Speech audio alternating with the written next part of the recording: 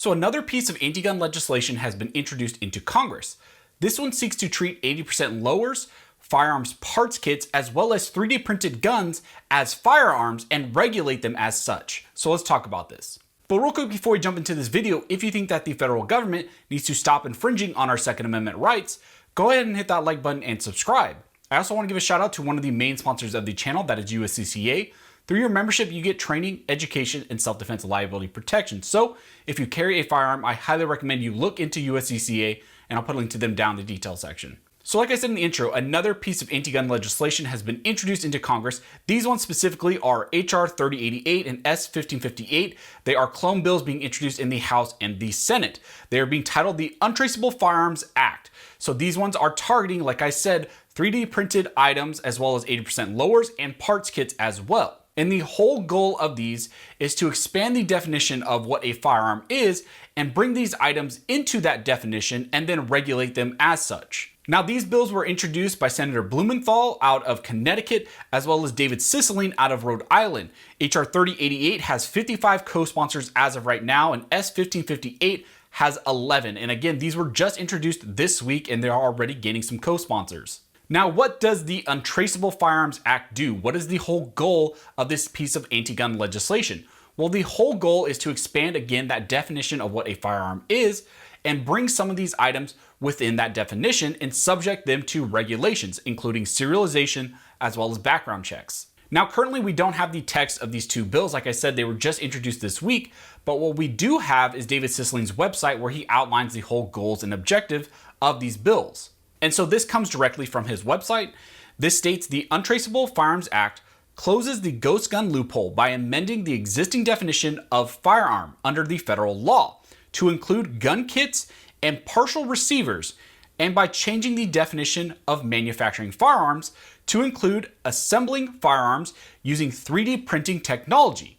By modifying these definitions, the Untraceable Firearms Act ensures that ghost guns, including firearms manufactured or completed using 3D printing, are subject to existing federal firearms regulation. And then they go on to say that this includes things like requiring that anyone who participates in the production of frames or receivers has a manufacturer's license. So for you to actually produce or actually manufacture or change these 80% lowers, these part kits or 3D printed devices into functioning firearms, you are going to have a manufacturer's license from the federal government under this bill. It also goes on by saying that requiring that the manufacturer serialize a partial receiver before it is transferred to another entity. So this is probably more for companies that actually manufacture and produce 80% lowers. They are now going to require serialization before they are sold to, for example, gun stores. So serialization will have to happen by these manufacturers. And again, anyone who is actually producing these items will have to have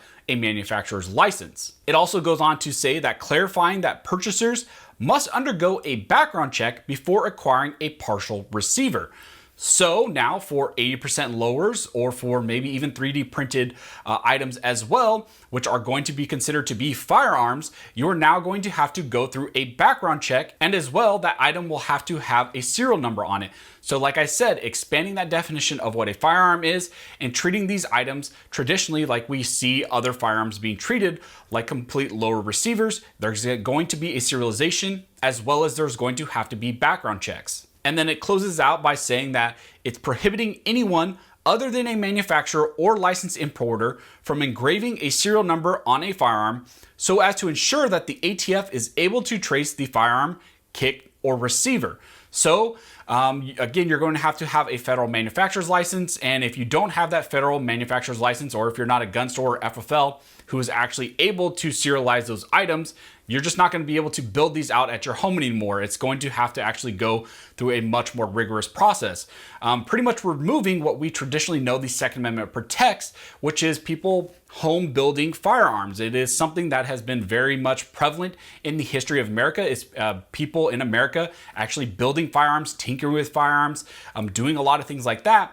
What this bill seeks to do, and what some other things seek to do as well, which we're going to talk about now, seek to pretty much strip you of that Second Amendment right to actually build firearms in your home. So this is not the first attack we've seen on so-called ghost guns. Again, Joe Biden came out recently and was talking about how he wants to ban these items and wants to regulate these items. And then very recently, we've had the ATF propose a rule trying to change a lot of the definitions in federal laws and in the federal regulations to treat items like 80% lowers, 3D printed firearms, and other things as well as actual firearms, and also redefining what are considered to be frames and receivers. If you want a complete overview of what that ATF proposed rule does, you can click this tab right there, and it'll take you to a video I did where I comprehensively went through what that bill actually is attempting to do. So we have the ATF going in and redefining some regulations, and then now we have this bill which is seeking to do a lot of these similar things that ATF proposed rule is trying to do. Instead, here they're trying to pass it through Congress. Now, I just wanted to close out by giving you guys some quotes from these geniuses who actually are proposing this bill. So the first quote is, "Gun violence is a public health epidemic in our country." So again, this is something that's popped up very recently. Now they're trying to treat gun violence as a public health epidemic. In recent years, the increased presence of ghost guns in our community has made this problem even worse. These untraceable weapons make it harder for law enforcement to find and prosecute violent criminals, said Cicilline. This legislation will close the ghost gun loophole and make these weapons easier to trace. It's just common sense. And the next one comes from Richard Blumenthal, and he said that our bill would close the ghost gun loophole for good. An assault weapon built from a kit ordered online can kill just as many people as one bought in a store.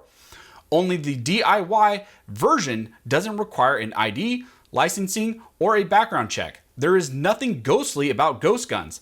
They look like guns, shoot like guns, and kill like guns. Our legislation would ensure that violent extremists, domestic abusers, and foreign terrorists can't evade background checks and other safety measures by building weapons at home instead of buying them from a store. So it's actually interesting when you see a lot of with these quotes. The first one treating this whole thing as a public health epidemic, and then this one almost treating people who build these 80% lowers out as criminals. It's only criminals that use these, and they completely ignored the fact that a lot of law-abiding individuals across the US actually use these items, build out firearms, use parts kits, 3D print, all of these things. It's not just criminals that engage in these activities. And so like with a lot of these anti-gun pieces of legislation and gun control bills, all these things that get passed, they always try to use these criminals as a basis to infringe on every law-abiding individual's Second Amendment rights. Now we will see where these two proposed bills go. There's been a heavy push recently for gun control. Like I said, the ATF has dropped that proposed rule, which seeks to pretty much redefine a lot of things, including frames and receivers, and treat additional items as firearms and regulate them as such, similar to what this bill does as well. So we will see where this bill goes, if it gains some traction. Like I said, the House one has about 55 co-sponsors, the Senate one has 11. We've seen things passed recently in the House with HR 8, HR 1446. We saw those pass the House. Whether or not they will ever pass the Senate, that's to be seen, and my hope is that they don't, and my expectation is that they won't. Pretty much they have to get rid of the filibuster or adjust the rules for the filibuster, and people like Joe Manchin are a critical point right now for us to actually contact them and say, hey, we support you, pretty much not nuking the filibuster and actually holding the line, because they're getting a lot of pressure right now. So again, reach out to your local representatives, let them know you oppose these bills, as well as reach out to individuals like Joe Manchin and show him support for actually not nuking the filibuster, because he's getting a lot of pressure from the other side right now to actually do that. So if you guys have any questions, go ahead and comment down below and I'll try to answer the best of my ability.